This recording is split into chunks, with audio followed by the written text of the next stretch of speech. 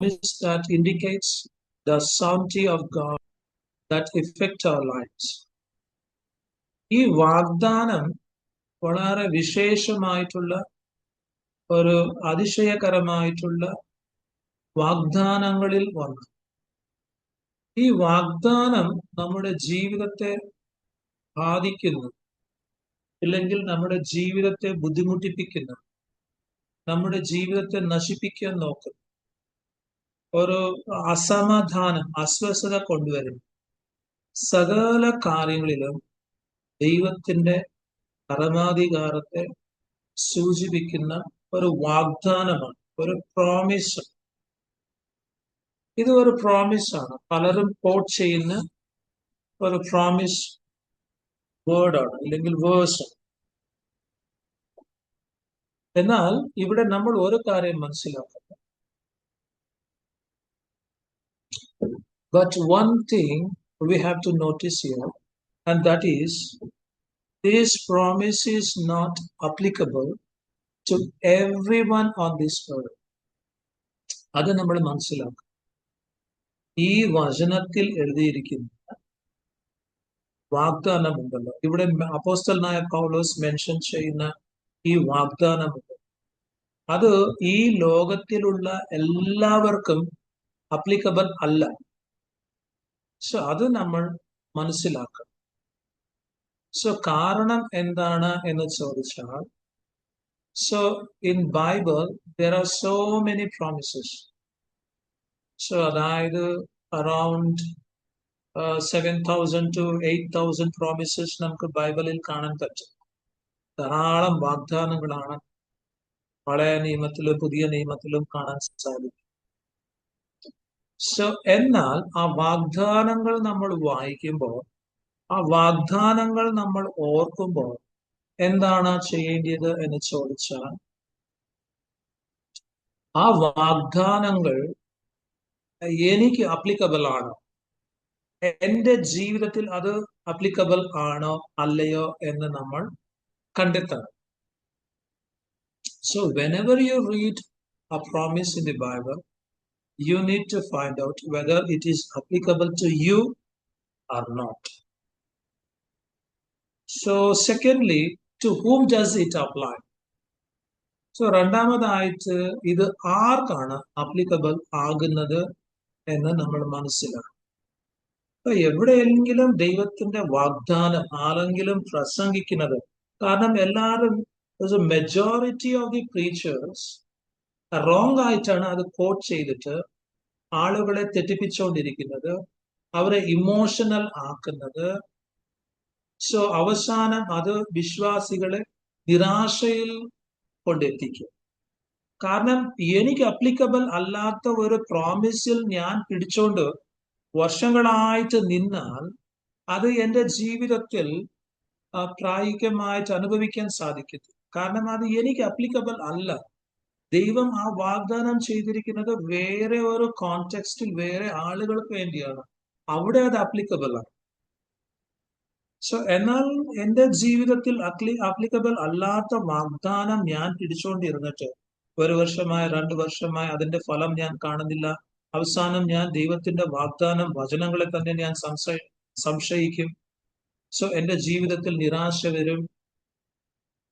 So അതുകൊണ്ടാണ് പറയാൻ ഉദ്ദേശിക്കുന്നത്, സോ ഏതെങ്കിലും വാഗ്ദാനം നമ്മൾ ബൈബിളിൽ വായിക്കുമ്പോൾ അത് എനിക്ക് അപ്ലിക്കബിൾ ആണോ അല്ലയോ എന്നുള്ളത് കണ്ടെത്തണം.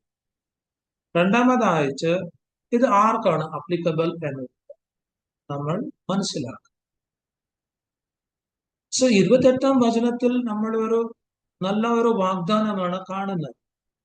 ആ വാഗ്ദാനം വായിക്കുമ്പോഴെല്ലാം ആളുകൾ സന്തോഷിക്കും.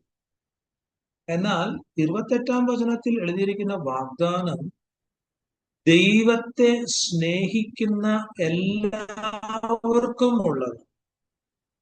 കണ്ടീഷൻ ഉണ്ട്. ദൈവത്തെ സ്നേഹിക്കുന്നവർക്കാണ് അത് അപ്ലിക്കബിൾ ആകുന്നത്. So the promise mentioned in the verse 28 applies to all those who love God. അതാണ് സോ റിക്വയർമെന്റ് എന്ന്. അപ്പൊ ദൈവത്തെ സ്നേഹിക്കുന്നവർ. സോ നമ്മൾ ഈ ലൂക്കോസ് എഴുതിയ സുവിശേഷം 16-ാം അധ്യായം 13 മുതൽ 15 വരെയുള്ള വചനങ്ങൾ, അവിടെ യേശു ക്രിസ്തു ഇങ്ങനെയാണ് പറയുന്നത്. ഒന്നാമതായിട്ട്, 2 യജമാനന്മാരെ സേവിപ്പാൻ ഒരു ഭൃത്യനും കഴിയുകയില്ല. അവൻ ഒരുവനെ പകച്ച് മറ്റവനെ സ്നേഹിക്കും, അല്ലെങ്കിൽ ഒരുത്തനോട് പറ്റിച്ചേർന്ന് മറ്റവനെ നിരസിക്കും. നിങ്ങൾക്ക് ദൈവത്തെയും മാമോനെയും സേവിപ്പാൻ കഴിയുകയില്ല എന്ന്. 14-ാം വചനം 15-ാം വചനം വായിക്കുമ്പോൾ അവിടെ വേറെ ഒരു ഇതാണ്. ഇതൊക്കെയും ദ്രവ്യാഗ്രഹികളായ പരീശന്മാർ കേട്ട് അവനെ പരിഹസിച്ചു. അവൻ യേശു ക്രിസ്തു അവരോട് പറഞ്ഞത്, നിങ്ങളെ തന്നെ മനുഷ്യരുടെ മുൻപാകെ നീതീകരിക്കുന്നവരാകും.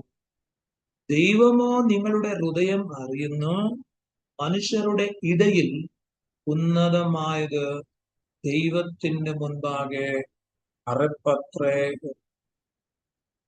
സോ വളരെ സീരിയസ് ആയിട്ടുള്ള കാര്യം യേശു ക്രിസ്തു ഈ വചനങ്ങളിൽ ഡിസ്കസ് ചെയ്തു. No servant can serve 2 masters. For either he will hate the one and love the other, or he will stand devotedly by the one and despise the other. You cannot serve both God and man. So now the Pharisees, who were lovers of money, were listening to all these things and were sneering and ridiculing him. So he said to them, you are the ones who declare yourselves just and upright in the sight of men, but God knows your hearts. For that which is highly esteemed among men is detestable in the sight of God. So ഇത് വളരെ important ആണ്. For that which is highly esteemed among men is detestable in the sight of God. So എന്താണ് യേശു ക്രിസ്തുവിടെ?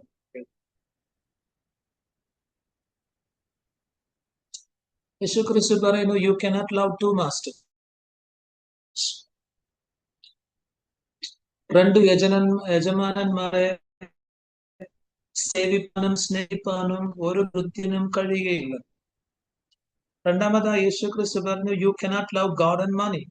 നിങ്ങൾക്ക് ദൈവത്തെയും മാമോനെയും സേവിപ്പാൻ കഴിയുകയില്ല.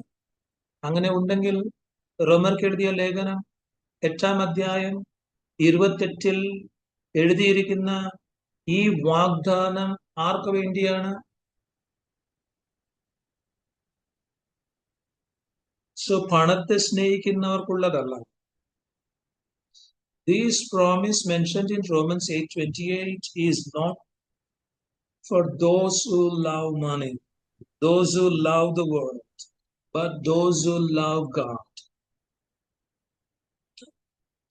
This promise is not for those who want to be famous and popular in the world.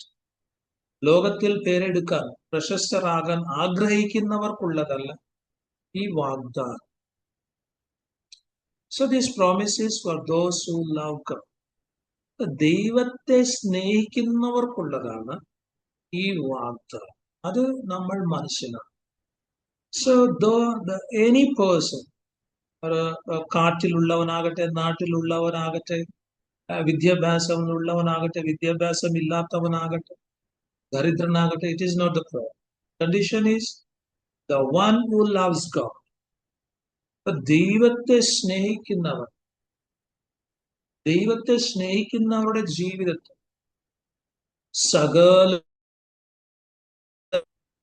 അവരുടെ നന്മയ്ക്കായി പ്രവർത്തിക്കും.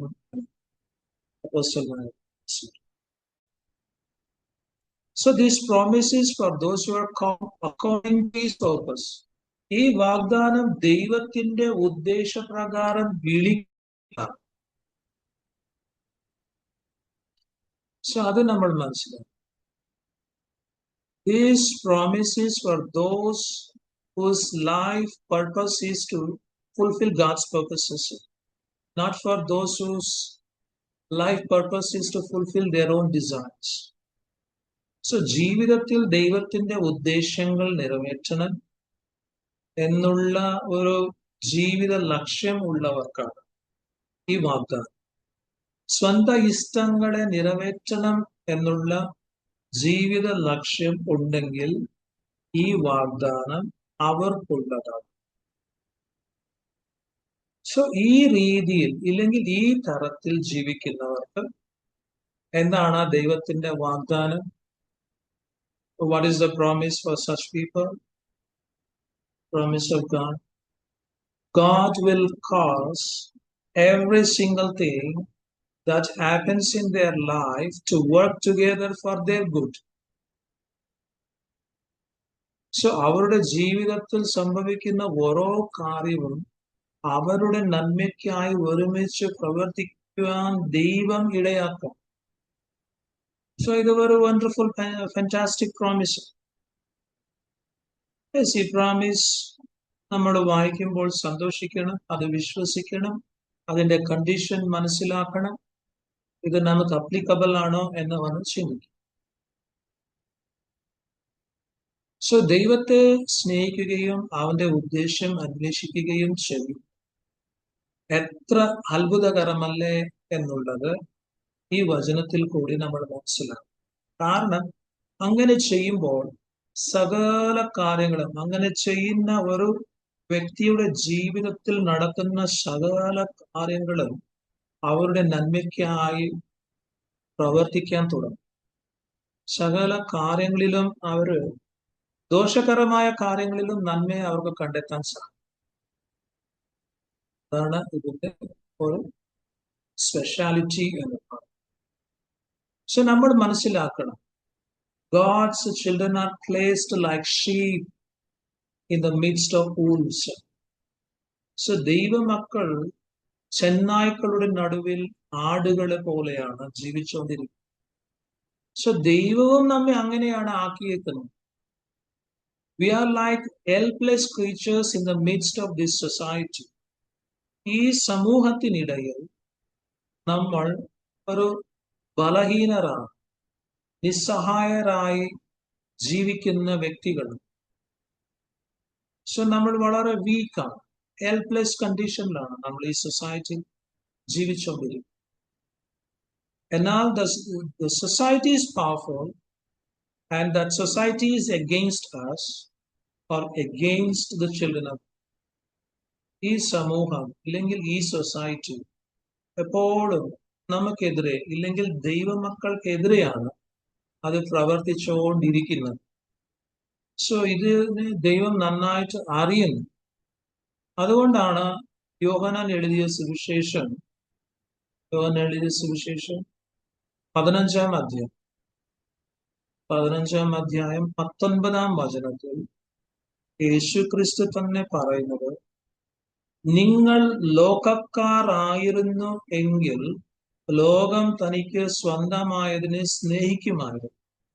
എന്നാൽ നിങ്ങൾ ലോകക്കാരായിരിക്കാതെ ഞാൻ നിങ്ങളെ ലോകത്തിൽ നിന്ന് തിരഞ്ഞെടുത്തത് കൊണ്ട് ലോകം നിങ്ങളെ പകയ്ക്കുന്നു. If you belong to the world would love its own and would treat you with affection. But you are not of the world, but I have chosen you out of the world, and because of this, the world hates you. The society hates you. അത് വളരെ clear ആയിട്ടാണ്. കാരണം നിങ്ങൾ ലോകക്കാരായിരുന്നു എങ്കിൽ, ലോകക്കാരെ പോലെ ജീവിക്കുമായിരുന്നുവെങ്കിൽ തീർച്ചയായിട്ടും ലോകം നിങ്ങളെ സ്നേഹിച്ചേനെ, സൊസൈറ്റി നിങ്ങളെ സ്നേഹിച്ചേനെ, നിങ്ങളെ കൂടെ നിന്നേനെ. എന്നാൽ ഞാൻ നിങ്ങളെ തെരഞ്ഞെടുത്തത് കൊണ്ട്, നിങ്ങൾ എനിക്ക് വേണ്ടി എന്റെ മക്കളായി ജീവിക്കുന്നത് കൊണ്ട് the society or the world hates you enough. So even Jesus sent forth his apostles as sheep in the midst of wolves.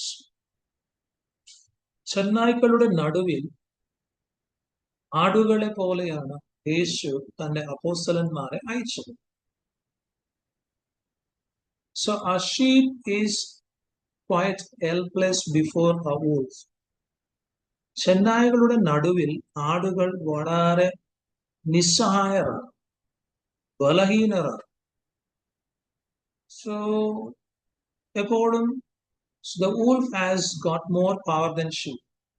ചെന്നായ്ക്കൾക്കാണ് ആടുകളെക്കാൾ വളരെ അധികം ശക്തിയുള്ളത്, അല്ലെ? ഇതാണല്ലോ വാസ്തവം.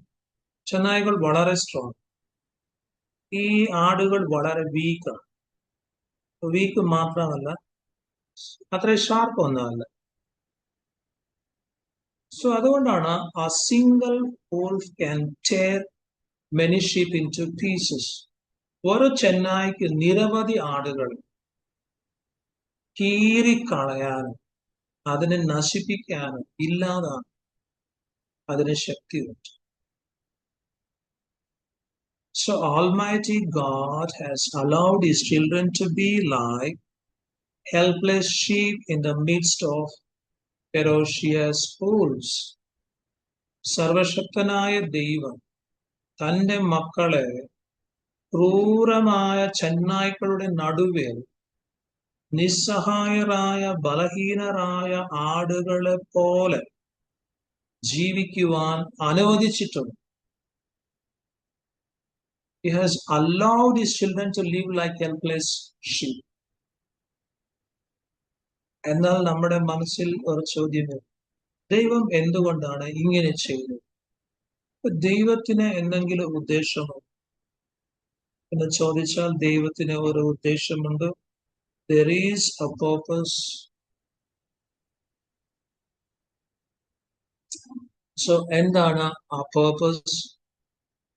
എന്തുകൊണ്ടാണ് നമ്മളെ ഈ ലോകത്തിൽ അങ്ങനെ ആക്കിയേക്കുന്നത് എന്ന് ചോദിച്ചാൽ, first of all, to teach the sheep that not to depend on its own strength, but to depend upon God for its protection. ഒന്നാമതായി, ആടുകൾ സ്വന്തം ശക്തിയിൽ ആശ്രയിക്കാതെ സംരക്ഷണത്തിനായി ദൈവത്തിൽ ആശ്രയിക്കാനാണ് ആടുകൾ പഠിക്കണം എന്ന് ദൈവം ആഗ്രഹിക്കുന്നു. സോ ആടുകൾ ഇത് പഠിക്കണം. So we should not depend upon our own strength, our own wisdom.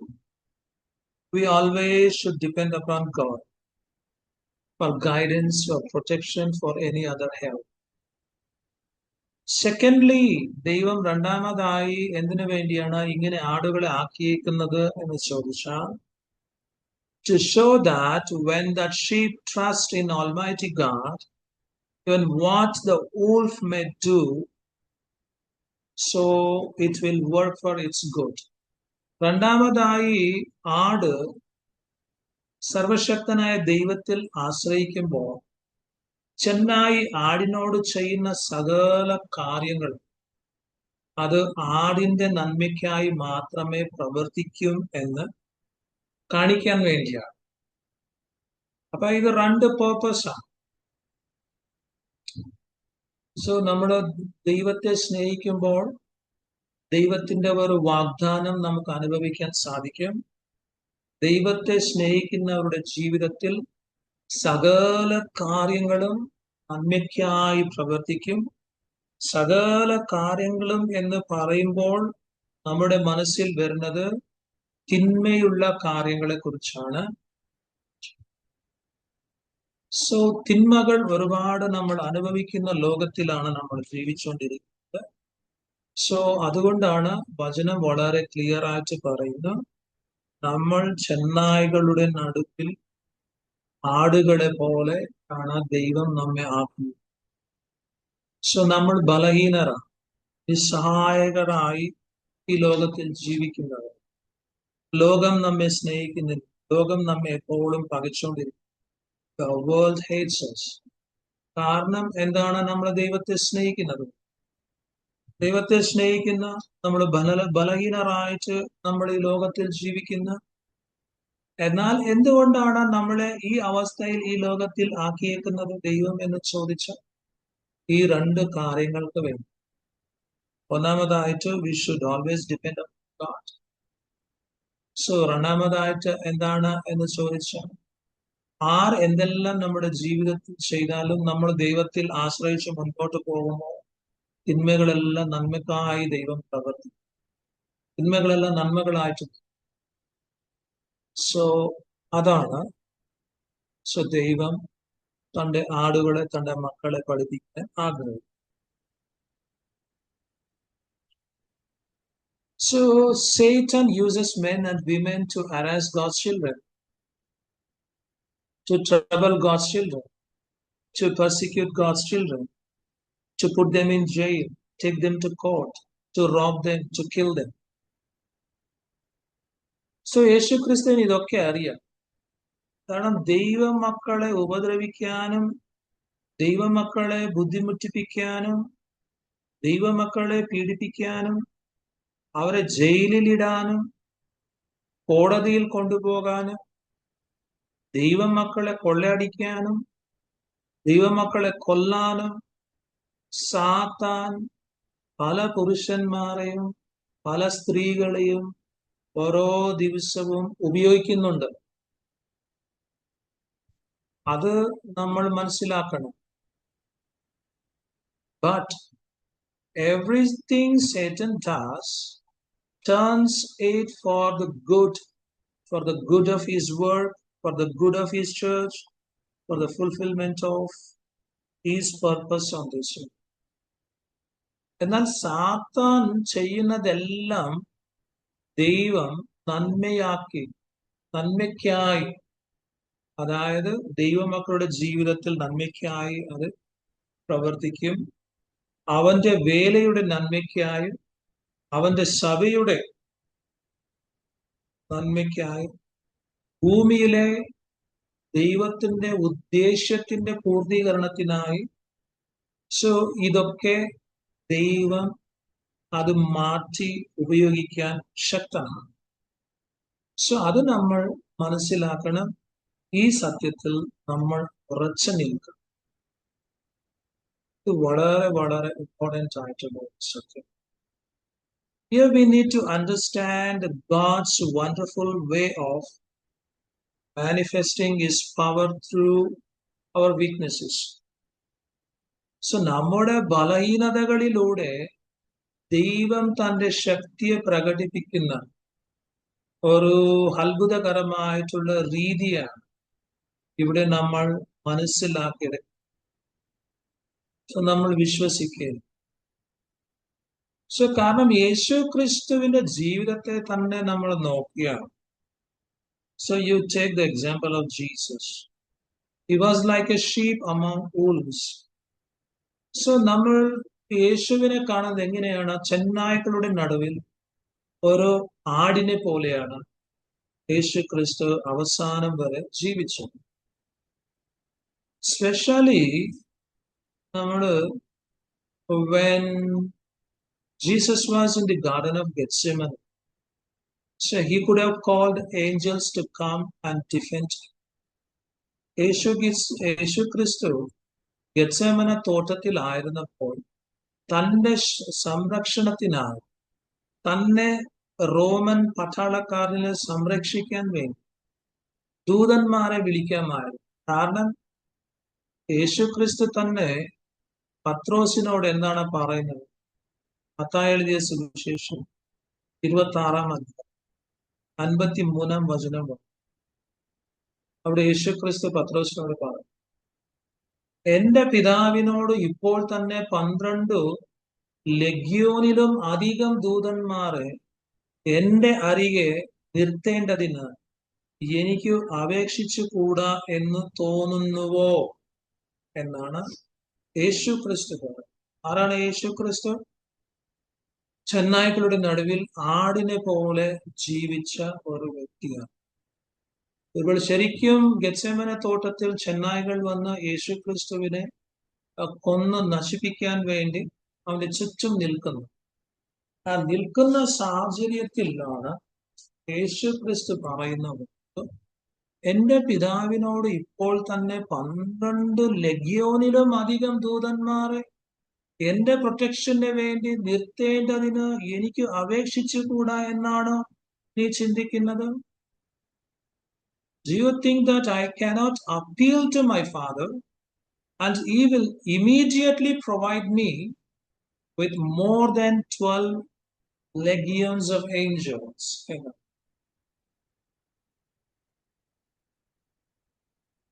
One legion എന്ന് പറയുമ്പോൾ 5 to 6,000 angels. എന്നാൽ 5 to 6,000 angels ഒരു ലെഗിയോനിൽ ഉണ്ടെങ്കിൽ 12 ലെഗിയോൻ എന്ന് പറയുമ്പോൾ അറൌണ്ട് 72,000 angels ആണ്. 72,000 angels യേശു ക്രിസ്തുവിന്റെ പ്രൊട്ടക്ഷന് വേണ്ടി വന്ന് നിന്നാൽ എന്ത് സംഭവിക്കും? ഓരോ ദൈവദൂതന്റെ കപ്പാസിറ്റി എന്താണ് എന്ന് നമ്മളൊന്ന് ചിന്തിച്ചാൽ, അതായത് 2 രാജാക്കന്മാർ 2 രാജാക്കന്മാരുടെ പുസ്തകം 19-ാം അധ്യായം 35-ാം വചനം വായിക്കുമ്പോൾ അവിടെ പറയുന്നത്, അന്ന് രാത്രി യഹോവയുടെ ദൂതൻ, ഇവിടെ ഒരേ ഒരു ദൂതനെ കുറിച്ചാണ് പറയുന്നത്. അന്ന് രാത്രി യഹോവയുടെ ദൂതൻ പുറപ്പെട്ടു അശ്ശൂർ പാളയത്തിൽ 1,85,000 പേരെ കൊന്നു. ജനം രാവിലെ എഴുന്നേറ്റപ്പോൾ അവർ എല്ലാവരും ശവങ്ങളായി കിടക്കുന്നത് കണ്ടു എന്നാണ്. Then it came to pass that night, the angel of the Lord went forth and struck down 1,85,000 in the camp of the Assyrians. When the survivors got up early in the morning, behold, all 1,85,000 of them were dead. ഒന്ന് ഓർത്ത് നോക്കിക്കോ. ഒരു ദൈവദൂതൻ ഒരു രാത്രി അസീരിയൻസ് പാളയത്തിൽ ഇറങ്ങിയപ്പോൾ 1,85,000 സോൾജേഴ്സിനെയാണ്, പട്ടാളക്കാരെയാണ്, military ആളുകളെയാണ് ഒരു ദൈവദൂതൻ കൊന്നത്. അങ്ങനെ ഉണ്ടെങ്കിൽ ഗെത്സേമനെ തോട്ടത്തിൽ 12 ലെഗിയോൻ ദൈവദൂതന്മാരെ കുറിച്ച് യേശു ക്രിസ്തു സംസാരിക്കുമ്പോൾ, so around 72,000 angels. 72,000 angels into 1,85,000. നമുക്കൊന്ന് കണക്ക് കൂട്ടിയാൽ എന്തോ സംഭവിക്കും? ഈ 72,000 angels അവരുടെ വർക്ക് തുടങ്ങിയാൽ എന്താണ് സംഭവിക്കാൻ പോകുന്നത്? If Jesus would have called 12 legions of angels for his protection, the whole Roman government soldiers could have been destroyed in a moment of time. യേശുവിന്റെ സംരക്ഷണത്തിനായി 12 ലെഗ്യോൻ ദൂതന്മാരെ യേശു ക്രിസ്തു അന്ന് വിളിച്ചിരുന്നുവെങ്കിൽ തീർച്ചയായിട്ടും പിതാവായ ദൈവം അയച്ചേനെ.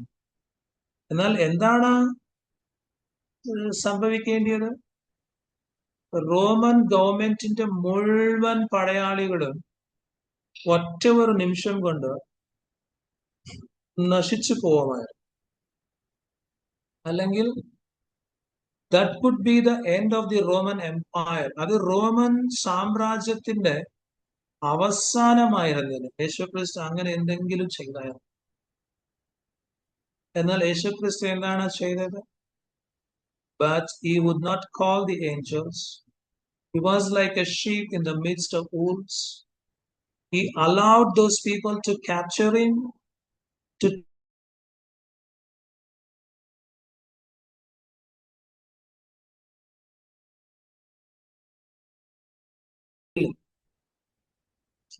യേശു ക്രിസ്തു ദൈവദൂതന്മാരെ വിളിച്ച് തന്റെ ഡിഫൻസിന് വേണ്ടി അവരെ ഉപയോഗിക്കുന്നതിന് പകരമായി യേശു ക്രിസ്തു എന്താണ് ചെയ്തത്?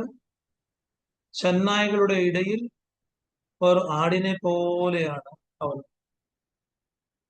അവർ തന്നെ പിടിക്കാൻ അനുവദിക്കുന്നു, പിടിച്ചിട്ട് യേശു ക്രിസ്തുവിനെ കോടതിയിൽ കൊണ്ടുപോകുന്നു, വ്യാജ്യമായി കുറ്റം ചുമത്തുന്നു, കള്ളസാക്ഷികൾ പറയുന്നു.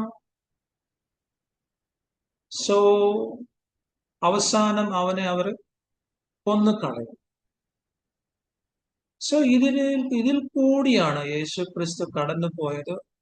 ഇങ്ങനെയുള്ള കാര്യങ്ങളിൽ യേശു ക്രിസ്തു കടന്നു പോകാൻ ദൈവം അനുവദിച്ചു. സോ എന്നാൽ ഇത്ര പ്രയാസങ്ങളും ബുദ്ധിമുട്ടിലും യേശു ക്രിസ്തു കടന്നു പോയപ്പോൾ നമ്മുടെ മനസ്സിൽ വരുന്ന ഒരു ചിന്ത, എന്താണ് നന്മ സംഭവിച്ചത്? ഇതിൽ എന്തെങ്കിലും നന്മ ഉണ്ടോ? സോ അതാണ് നമ്മൾ ചിന്തിക്കുന്നത്. Because Jesus died on the cross, the greatest sinner was declared as righteous. യേശു ക്രിസ്തുവിനെ അവർ അപമാനിച്ചു, ക്രൂശിൽ അവനെ തൂക്കിക്കൊന്നു. എന്നാൽ ആ തിന്മയെ ദൈവം എങ്ങനെയാണ് നന്മയാക്കി മാറ്റിയത് എന്ന് ചോദിച്ചാൽ, യേശു ക്രിസ്തു ക്രൂശിൽ അന്ന് മരിച്ചതുകൊണ്ട് ഇന്ന് പാപികളിൽ ഏറ്റവും ശ്രേഷ്ഠമായ പാപി ഇന്ന് നീതിമാനായിട്ട് മാറാൻ സാധ്യത. Satan killed the Son of God through human hands. സാത്താൻ മനുഷ്യരെ ഉപയോഗിച്ചിട്ടാണ് യേശുവിനെ അന്ന് കൊന്നത്. So the greatest evil ever done on this earth was killing the greatest righteous man on the cross. ഈ ലോകത്തിൽ ഏറ്റവും ക്രൂരമായിട്ടുള്ള ഒരു മോശമായിട്ടുള്ള ഒരു മർഡർ ഏതാണ് എന്ന് ചോദിച്ചാൽ, അത് ഒരു വലിയ നീതിമാനെ വളരെ നീചമായിട്ട് ക്രൂശിൽ വെച്ച് കൊന്നതാണ്. എന്നാൽ എന്താണ് സംഭവിച്ചത് എന്ന് ചോദിച്ചാൽ, but through that very cross the greatest good has come to the world. ഇത്ര മോശമായിട്ടുള്ള ഒരു വ്യക്തിയെ ക്രൂശിൽ കൊന്നതുകൊണ്ട് എന്താണ് വളരെ വലിയ ഒരു നന്മയാണ് ലോകത്തിൽ വന്നത്, ലോകത്തിൽ വസിക്കുന്ന മനുഷ്യർക്ക് ലഭിച്ചത്. On that very cross, Jesus took the sins of the whole world and redeemed many for eternity. So യേശു ക്രിസ്തു ആ ക്രൂശിലാണ് ലോകത്തിന്റെ സകല മനുഷ്യരുടെ പാപങ്ങൾ അവൻ വഹിച്ചത്. അത് മാത്രമല്ല, എന്നേക്കും നിത്യതയിലേക്ക് അവരെ വീണ്ടെടുത്തത്. സോ അതിൽ കൂടി നമ്മൾ എന്താണ് മനസ്സിലാക്കാൻ സാധിക്കുന്നത് എന്ന് ചോദിച്ചാൽ, the greatest evil that Satan could do on this earth was turned by God to become the greatest good for the whole creation. ഏറ്റവും വലിയ തിന്മയാണ് സാത്താൻ അന്ന് ചെയ്യാൻ ആഗ്രഹിച്ചത്. ആ ഏറ്റവും വലിയ തിന്മയെ ദൈവം ലോകത്തിലുള്ള സകലർക്കും ഏറ്റവും വലിയ നന്മയാക്കി മാറ്റുന്നത് നമുക്കിവിടെ സാധിക്കും. സോ അതുകൊണ്ട് നമ്മൾ ഒരു കാര്യം മനസ്സിലാക്കും, if you have God on your side, then you no need to fear him.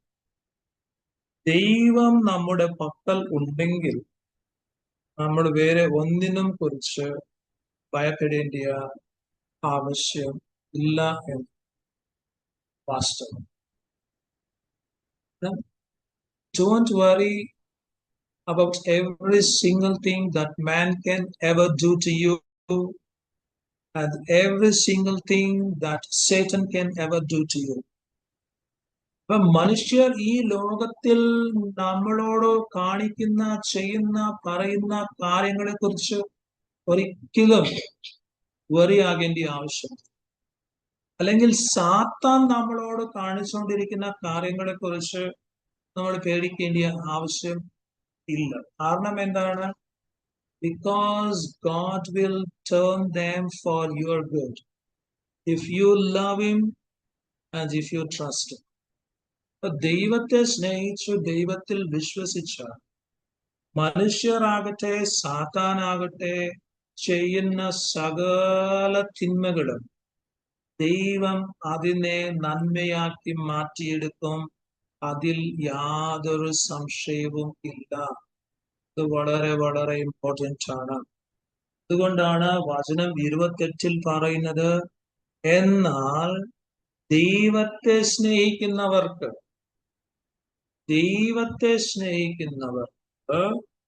നിർണയപ്രകാരം വിളിക്കപ്പെട്ടിരിക്കുന്നവർക്ക് സകലവും നന്മയ്ക്കായി കൂടി വ്യാപരിക്കും എന്നുള്ളതിൽ യാതൊരു സംശയവും ഇല്ല എന്ന്. And we know that God causes all things to work together for good for those who love God, to those who are called according to his plan and purpose. So നമ്മൾ ഒരു കാര്യം ഇവിടെ മനസ്സിലാക്കും. If you have your own ambition on this earth, or your aim in life is to make more money, so I won't say that everything will work for you. So നമ്മൾ ഈ ലോകത്തിൽ നമ്മുടെ സ്വന്തം ആംബിഷൻസിന് വേണ്ടി, ആഗ്രഹങ്ങൾക്ക് വേണ്ടി, അത് കൂടുതൽ പൈസ ഉണ്ടാക്കി സുഖമായിട്ട് ജീവിക്കുവാൻ വേണ്ടി നമ്മൾ ആഗ്രഹിച്ചു അതിന്റെ പുറകിൽ പോയാണ് അങ്ങനെയുള്ളവരുടെ ജീവിതത്തിൽ സകല കാര്യങ്ങളും നന്മയ്ക്കായി പ്രവർത്തിക്കും, നന്മയ്ക്കായി വ്യാപരിക്കും എന്ന് പറയാൻ പറ്റത്തില്ല. So that is not the promise of God. Because അങ്ങനെയുള്ളവർക്ക് ബൈബിൾ വളരെ ക്ലിയർ ആയിട്ടാണ് വാർണിംഗ്സ് ഒക്കെ കൊടുക്കും. എന്താണ് വാർണിംഗ് എന്ന് ചോദിച്ചാൽ, especially 1 Timothy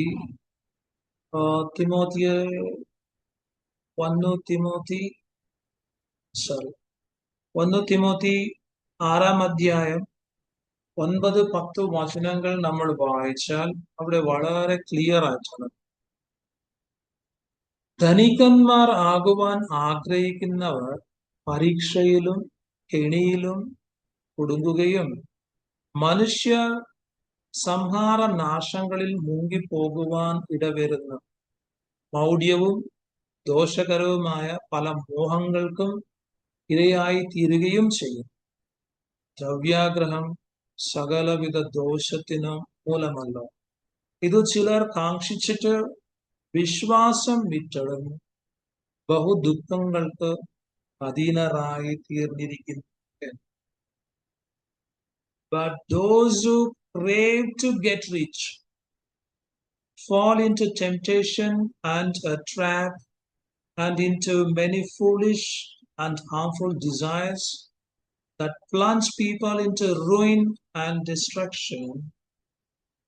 For the love of money is a root of all sorts of evil, and some by longing for it have wandered away from the faith and pierced themselves with many sorrows.